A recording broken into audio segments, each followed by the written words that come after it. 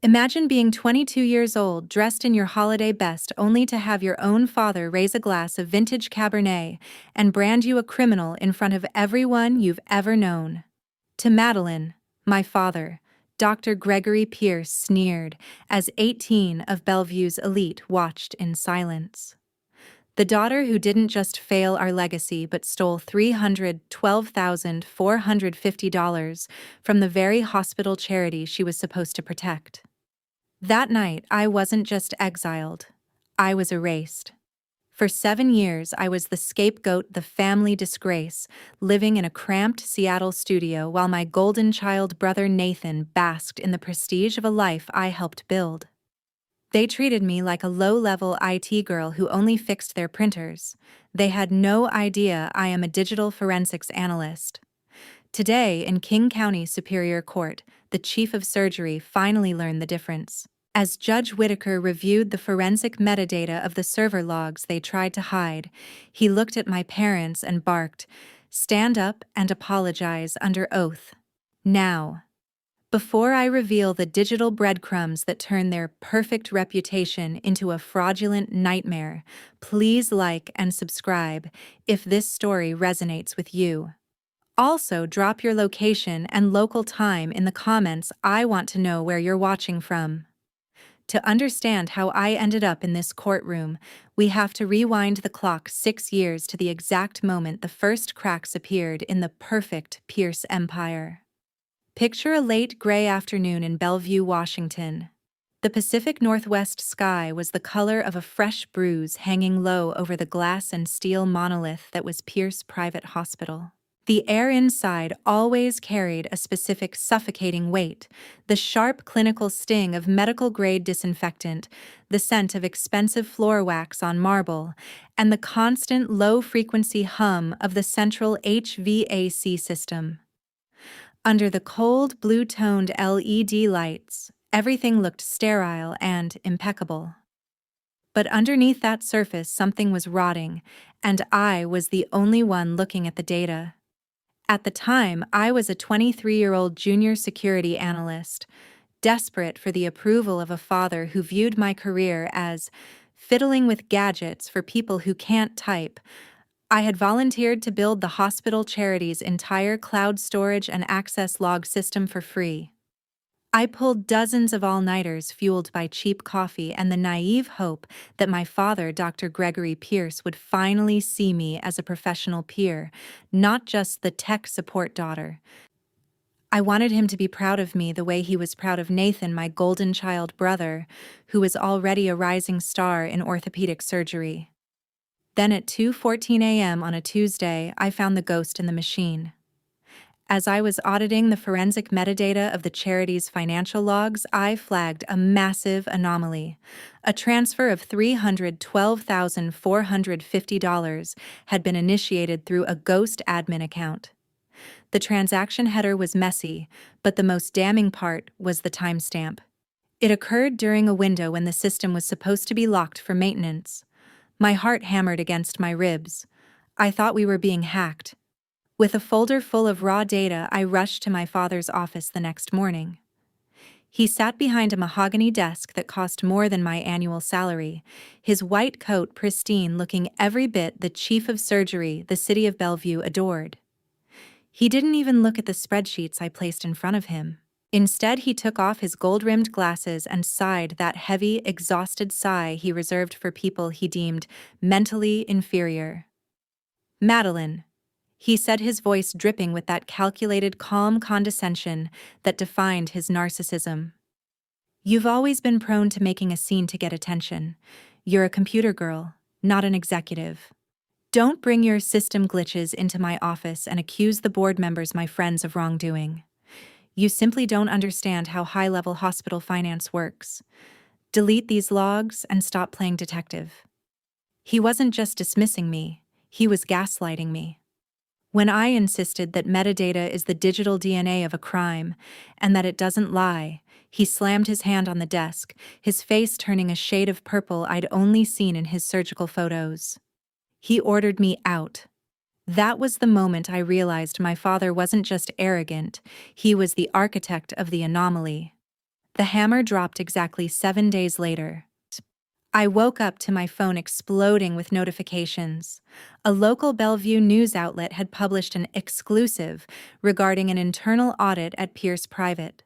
The headline was "A Death Sentence Hospital Board Investigates Chief's Daughter for $300,000 Embezzlement." The logs had been surgically tampered with, manually edited from a remote IP address that was later traced back to my personal laptop, which had been serviced by the hospital's IT department just days prior. They had framed me with my own tools. The family intervention happened that night at the Pierce estate. My mother Evelyn sat in her silk armchair, her eyes as cold as the Lake Washington water in midwinter. Nathan, the golden child, stood by the fireplace looking at me with pure, unadulterated disgust. "You've humiliated us, Madeline," Nathan spat. "While I'm in the OR saving lives, you're stealing from sick children to fund your alternative lifestyle. You're a disgrace to the Pierce name." They didn't want the truth. They wanted a scapegoat. My father pushed a Zaptai Lu, a non-disclosure agreement, and a pre-written confession of negligence across the table. "Sign this and we'll make the charges go away. You'll leave Bellevue and we will tell the community you're seeking treatment for your issues." When I refused to sign my own character assassination, the isolation began with terrifying precision. By the next morning, my garage clicker had been deactivated. I walked into the house to find my mother silently removing my photographs from the family gallery, leaving rectangular ghosts on the wallpaper where my face used to be. I was blocked from the family's group chats. My name was removed from the guest list of the upcoming hospital gala. At the grocery store, women who had known me since I was a toddler would see me in the aisle and suddenly turn their carts around to avoid me. The silence was the loudest part. No one called. No one asked for my side. My father had used his influence to burn my reputation to the ground before I could even open my mouth. I was the family disgrace, the thief, the sick daughter. But as I packed my life into a few cardboard boxes to move into a 400-square-foot studio in Seattle, I wasn't crying. My hands were steady. My father and brother were experts at human anatomy, but they were amateurs at digital forensics. They thought they had deleted the trail when they wiped the server. They forgot that I had built that system with a shadow log feature and encrypted secondary backup that mirrored every change made to the primary logs, including the manual edits made from my father's office, IP. I spent those first nights in Seattle staring at the raw code on my monitors. The injustice was a cold weight in my chest, but it was also a fuel. Every time my mother sent a well-wishing text telling me how disappointed she was, I saved the metadata. Every time my father lied to the press about my mental instability, I logged the timestamp.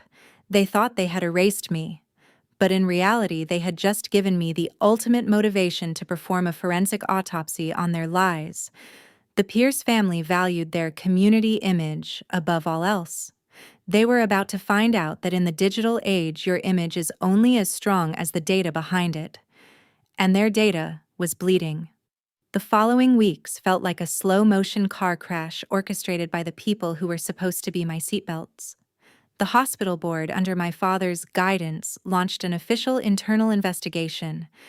But in the world of Bellevue's elite, an investigation isn't a search for the truth. It's a search for a convenient ending. My brother Nathan led the charge on the social front. He didn't just stop at calling me a thief. He began a subtle, poisonous campaign to pathologize my resistance. At a charity fundraiser, an event I was, of course, barred from, he reportedly leaned into a circle of hospital donors and whispered, "We're heartbroken. Madeline has always struggled with certain psychological instabilities. We think the pressure of her tech world just became too much. She's not herself." By the next morning, the narrative was set. I wasn't just a criminal. I was mentally unwell. It was the ultimate narcissistic tool. If you can't discredit the evidence, discredit the witness. Then came the night of the NDA. My mother Evelyn drove to my tiny studio in Seattle. She didn't come inside. She sat in her pristine Mercedes, the engine idling, and waited for me to come to the window. When I walked down, she handed me a thick manila envelope. "Your father is trying to protect you, Madeline," she said, her voice soft but lethal. "The board is ready to press charges, but if you sign this non-disclosure agreement and accept medical leave for your mental health, the investigation stops. We will pay for a quiet facility in Montana. The family honor stays intact. Don't be selfish. Think about what this is doing to your father's blood pressure." I looked at the documents. It was a total gag order. It prohibited me from ever mentioning the $312,450 from defending my professional reputation, or from even speaking about the Pierce family business to anyone, including a therapist. "I won't sign a lie, Mom," I said, handing it back. Her face hardened. The mask of the loving mother slipped, revealing the cold investor underneath. "Then you are on your own.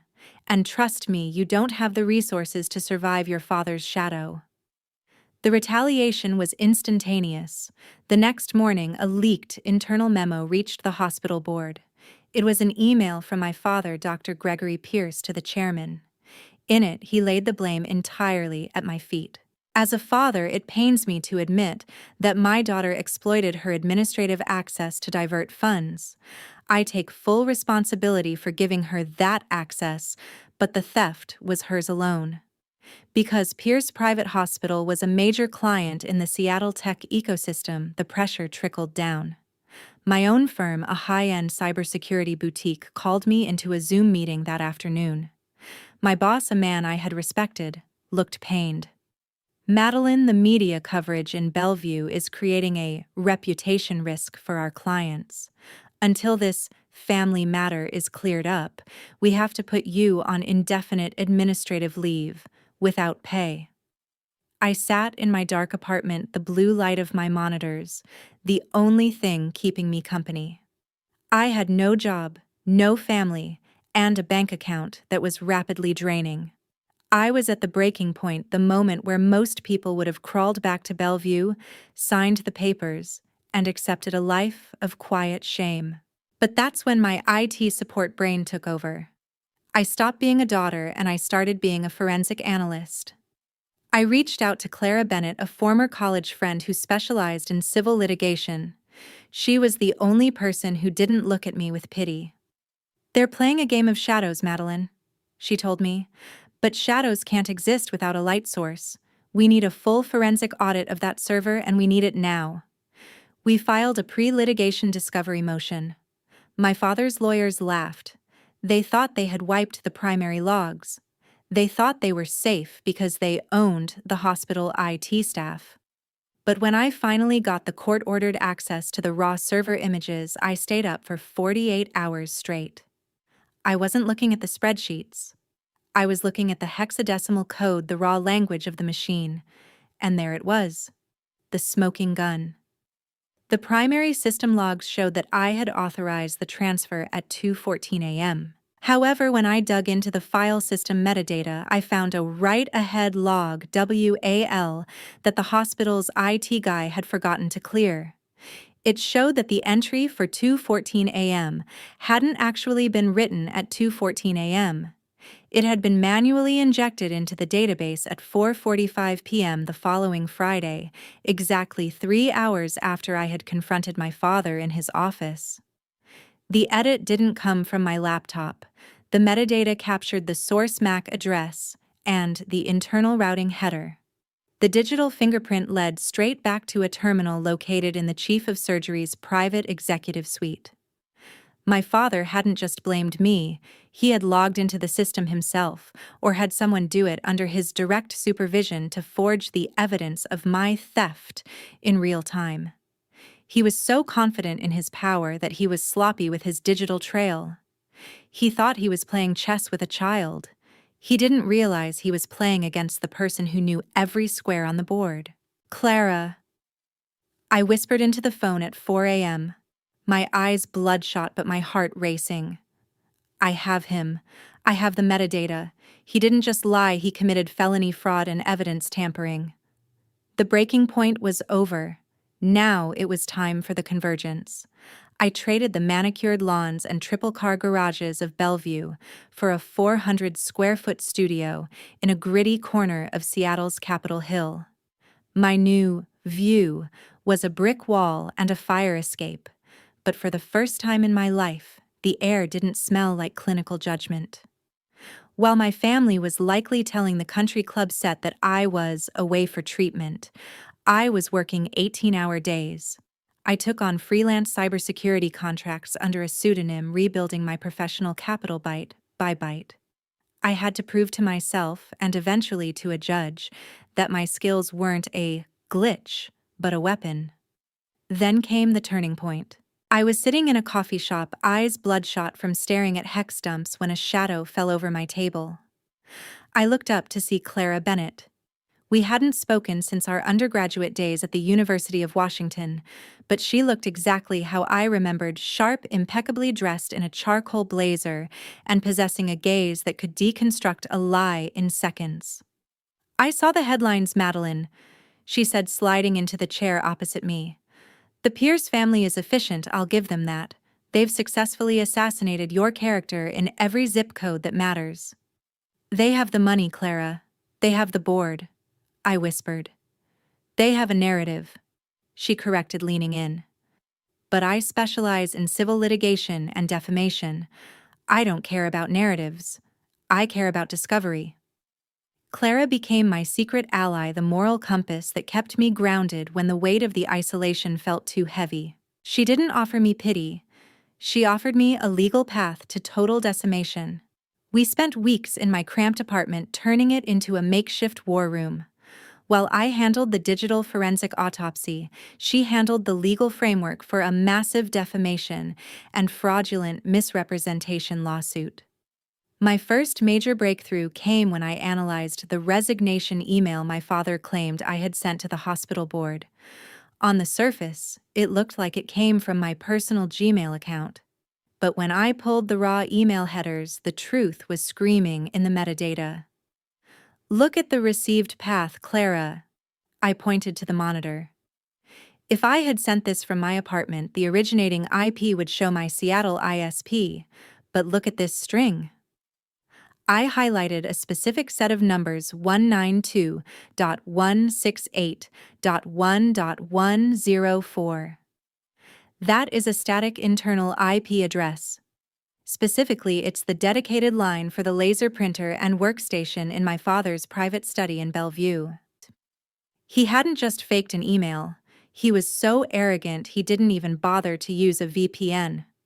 He sent the confession from his own desk, likely, while sipping a glass of scotch, thinking I was too unstable to ever look under the hood. But the smoking gun was the PDF attachment, the supposed confession I had signed.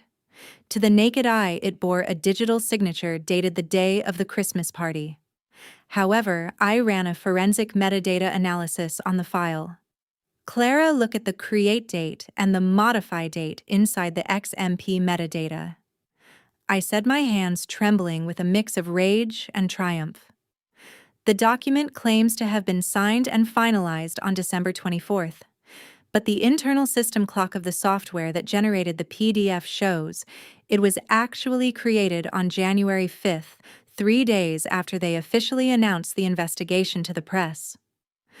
The Pierce family hadn't just lied, they had backdated a forged legal document. This wasn't just a family dispute anymore. This was felony-level fraud. While I gathered the digital prints, Clara was busy in the real world. She used the forensic evidence to put pressure on a weak link in the hospital board, a junior member named Sarah, who had been subtly threatened by my father to stay silent. When Clara showed Sarah the proof that my father was using hospital servers to commit fraud, Sarah's loyalty broke. She provided us with a sworn affidavit detailing a private board meeting where my father explicitly stated he would handle the Madeline problem by ensuring there was irrefutable proof of her guilt. She documented how he had bullied the IT department into giving him remote access to my old workstation. We weren't just defending a case, we were building a trap. We had the IP logs, The backdated PDF metadata, the email headers, and a witness from inside the inner circle. The Pierce family thought they were protecting their community image by burying me. They had no idea they were just digging their own graves, and the headstone was going to be a 42-page forensic report. "Are you ready, Madeline?" Clara asked as we finalized the filing for the King County Superior Court. "Once we serve this, there is no going back. You won't just be the disgrace anymore. You'll be the woman who took down the chief of surgery." I looked at the brick wall outside my window, then back at the mountain of evidence on my screen. "I've been a ghost for 6 years, Clara. It's time I started haunting them." I'll pause here. They didn't just want my money. They wanted my silence to feed their lies. If you've ever been the family scapegoat, you know this pain. Would you stay silent or fight back? Drop enough in the comments if you're standing with me, and subscribe to witness the moment their empire falls. The King County Superior Courtroom was a chamber of cold echoes and old wood. As I stepped through the heavy oak doors, the first thing that hit me was the temperature. The air conditioning was cranked so low it felt like a surgical theater. It was fitting considering we were here to perform a public autopsy on a reputation. The room smelled of lemon-scented furniture polish and the dry, dusty scent of thousands of archived case files. Every footfall on the polished floor sounded like a gavel strike, a rhythmic countdown to the moment of truth. My father sat at the defense table looking every bit the prestigious chief of surgery. He wore a bespoke charcoal suit, his silver hair perfectly coiffed, radiating an aura of calm authority that had fooled this city for decades. Next to him, my mother sat with her back as straight as a blade, her pearls glowing under the harsh fluorescent lights. They didn't look like defendants. They looked like royalty waiting for a nuisance to be dismissed. "Your Honor." My father's high-priced attorney began, his voice smooth as silk. "This is a tragic case of a family being harassed by a deeply troubled young woman. My client, Dr. Pierce, has spent years trying to get his daughter the psychiatric help she needs. This lawsuit is nothing more than a manifestation of her unstable state." My father nodded solemnly, leaning toward the judge. "It breaks my heart, Judge Whitaker. Madeline has always had a tenuous grasp on reality.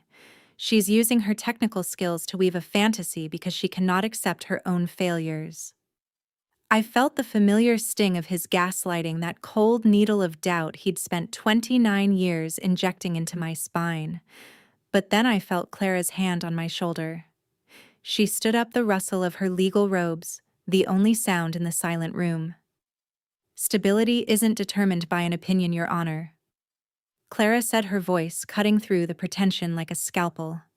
"It's determined by facts. And today we are submitting 42 pages of forensic evidence that suggest the only person with a tenuous grasp on reality is the man who attempted to forge a digital confession." I walked to the witness stand. My hands were cold, but my heart was steady. I opened my laptop and connected it to the court's display system. The giant monitors on the wall flickered to life, showing a wall of raw, unyielding code. "I am a digital forensics analyst." I began, looking directly at the judge, refusing to glance at the parents who had erased me. "In my world, humans lie, but metadata is eternal.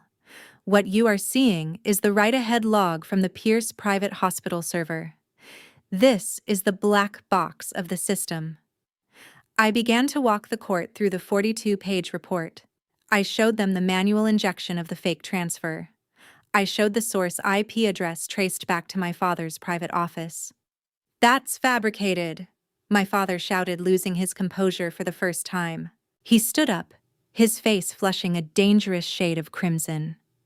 "She built the system. She's a hacker. She's manipulating the display right now to frame me." "Sit down, Dr. Pierce," Judge Whitaker barked, his eyes narrowing.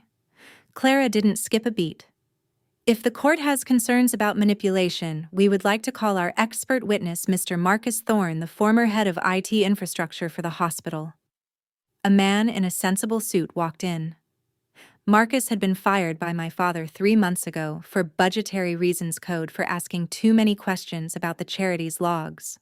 Marcus took the stand and confirmed every word of my report. He testified that Dr. Pierce had demanded administrative overrides and had personally ordered the deletion of the primary security backups on the night of January 5th. But the killing blow came when we displayed the internal email chain. We had recovered it from the hospital's off-site disaster recovery server, a failsafe my father didn't even know existed. The screen showed an email from Dr. Pierce to a select group of board members. The subject line, Madeline/charity shortfall, solution. The text read, "The board needs a culprit and Madeline provides the perfect profile. I have the IT logs adjusted to show her credentials. We need the board to stand united on this. If she's discredited as mentally unstable, no one will listen to her technical theories. It's the only way to protect the hospital's funding." A collective gasp rippled through the gallery. The sound of the court reporter's typing was the only thing filling the sudden heavy silence. My mother let out a small choked sound and looked down at her lap. My brother Nathan, who had been sitting in the front row to support our father, stood up and walked out of the courtroom without a word. One of the board members who had been subpoenaed to testify was called to the stand. Under the weight of the projected emails and Marcus's testimony, his loyalty buckled. "Dr. Pierce told us it was for the greater good," the board member whispered into the microphone, his voice trembling.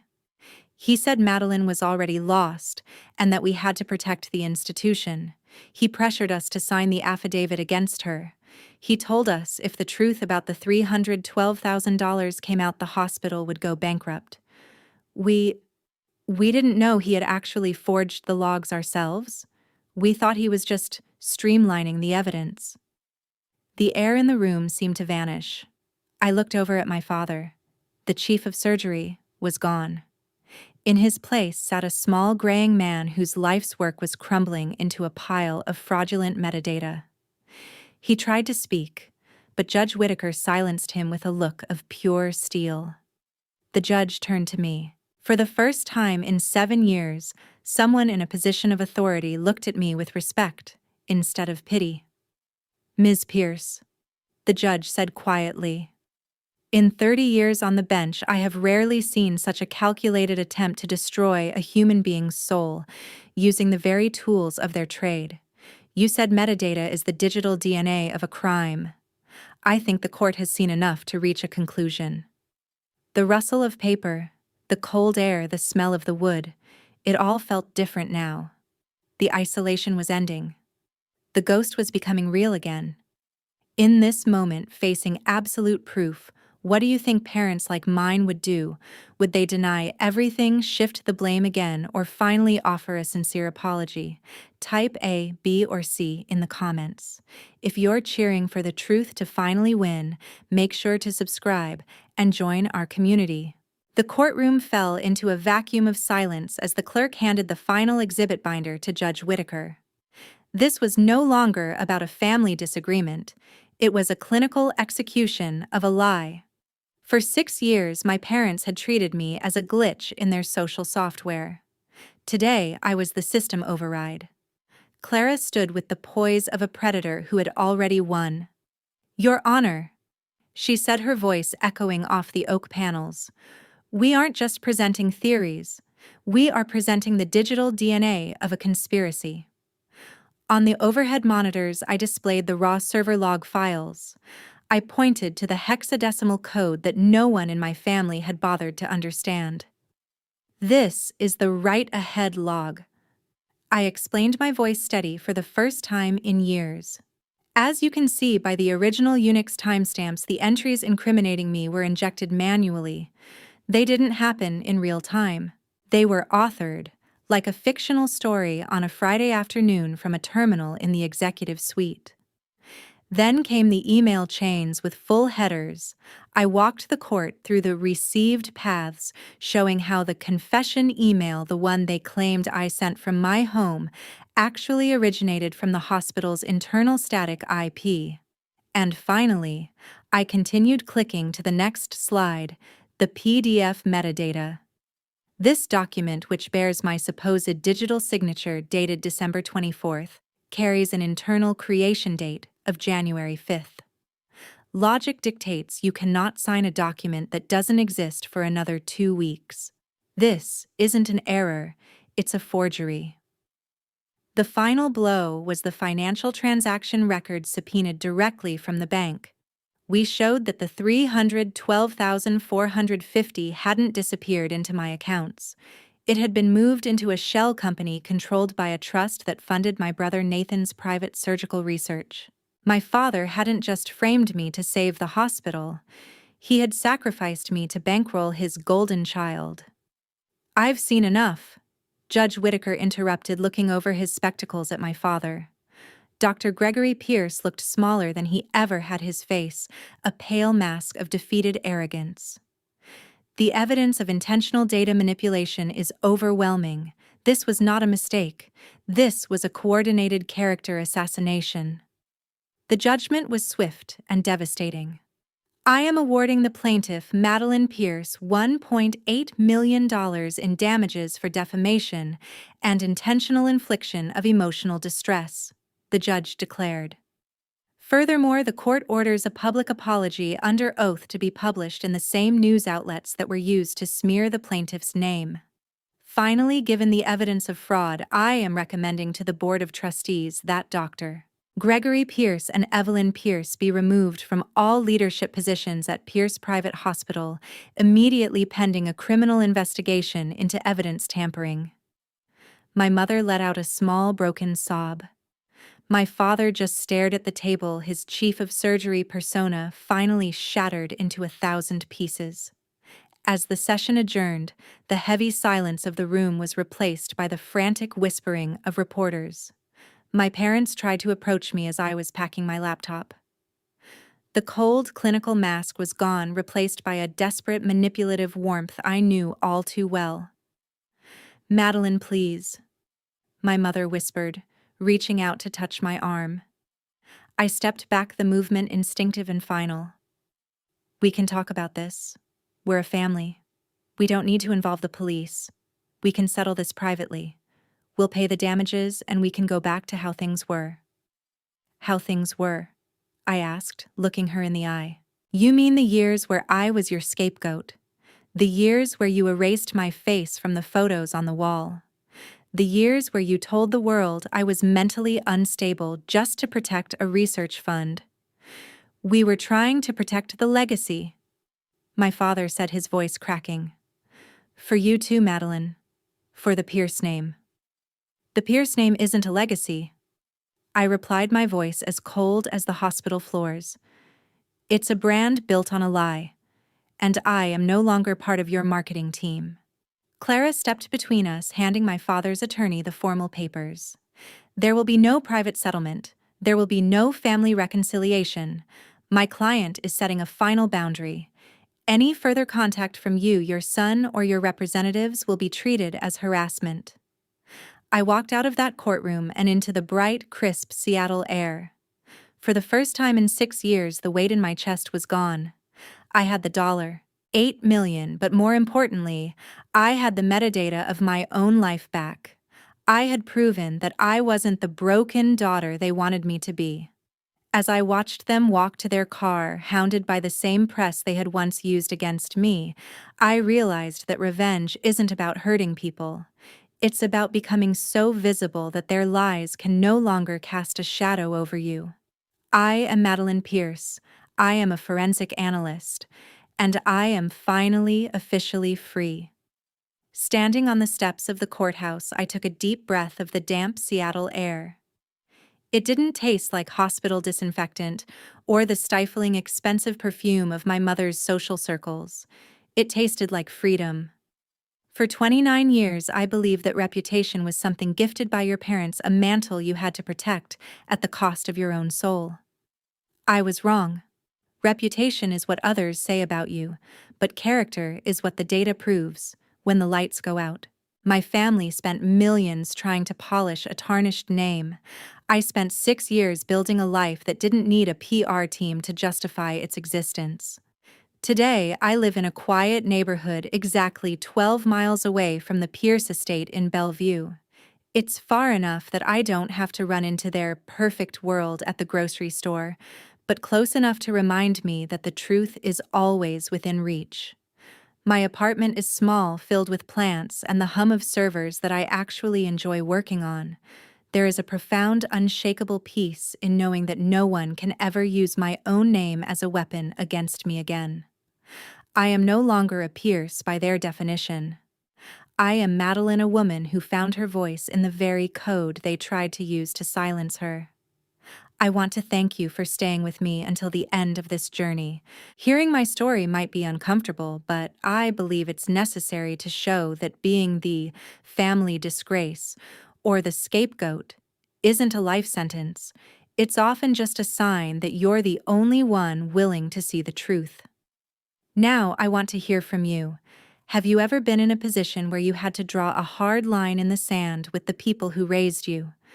Have you ever had to set a boundary that felt like a betrayal to them, but felt like a rescue to yourself?